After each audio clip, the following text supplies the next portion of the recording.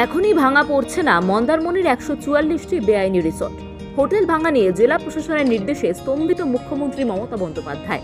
তার স্পষ্ট নির্দেশ, কোনো রকম বুলডোজার চলবে না।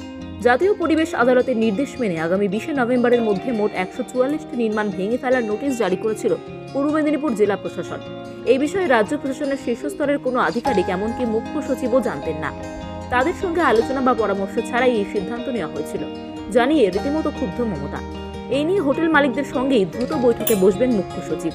মুখ্যমন্ত্রীর কথায় বুলডোজার কোনো সমাধানের পথ নয়, কোনো রকম বুলডোজার চলবে না।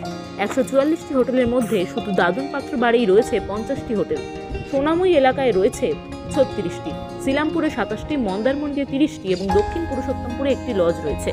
উপকূল বিধি না মেনে সিআরজেড এলাকার মধ্যে হোটেলগুলি গড়ে তোলা হয়েছিল বলে অভিযোগ। এই হোটেলগুলি ভেঙে ফেলার নির্দেশিকা জারি করা হয়েছিল। জানা গিয়েছে ২০২২ সালের ২রা মে জাতীয় পরিবেশ আদালত এই নির্দেশ জারি করেছিল। তবে জেলা প্রশাসন ২ বছর সেই নির্দেশ কার্যকর করেনি। এবার ২০শে নভেম্বরের মধ্যে এই নির্দেশিকা কার্যকর করতে চেয়েছিল জেলা প্রশাসন, যা আপাতত আটকে গেল মুখ্যমন্ত্রীর নির্দেশে। হাসি ফুটল হোটেল ব্যবসায়ীদের মুখে।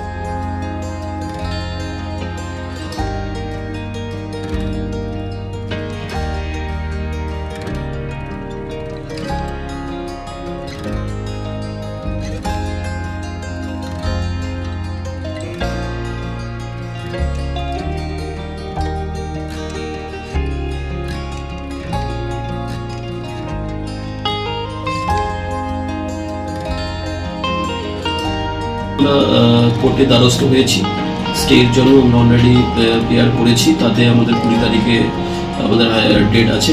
তো আমরা কোর্টের উপরেই আমরা যাচ্ছি, আমরা টোটালি লিগেলের উপরেই যাচ্ছি। হ্যাঁ, ২০২২ সাল থেকে যেটা এই অর্ডারটা আছে, আমরা বারবারই বলেছি যে সিআরজেটের যেটা ব্যাপারটা আছে সেটাকে আমরা বারবারই আবেদন করছি যে সিআরজেট কোথা থেকে সেটা যদি একটা রূপরেখা তৈরি করা দেওয়া যেত, তাহলে হয়তো আজকে আমাদের এই দিনটা দেখা যেত না।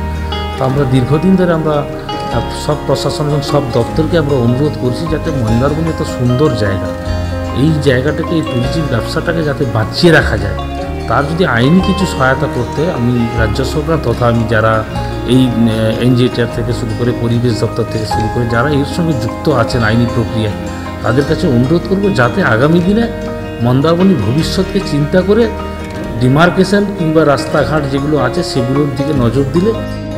ভালো আছে, খারাপ আছে, কিছু মানুষের কর্মসংস্থান বন্ধ হয়ে যাবে। কত মানুষ এখানে কাজ করে? তাও এখানকার লোক নেই, শুধু বাইরের লোকেই বেশি কাজ করে। কতটা হোটেল রয়েছে এখানে? অনেকগুলো, প্রচুর হোটেল আছে। সব হচ্ছে বেআইনি জায়গার উপরে সব হোটেল বানিয়েছে, বেআইনি করছে, কোনো পারমিশন নেয়নি। Bureau report, U Bangla TV, Mandarmani. আমাদের সম্প্রচারিত খবর যদি আপনাদের ভালো লেগে থাকে তাহলে সাবস্ক্রাইব করতে ভুলবেন না। ইউ বাংলা টিভি, হৃদয় ছুঁয়ে যায়।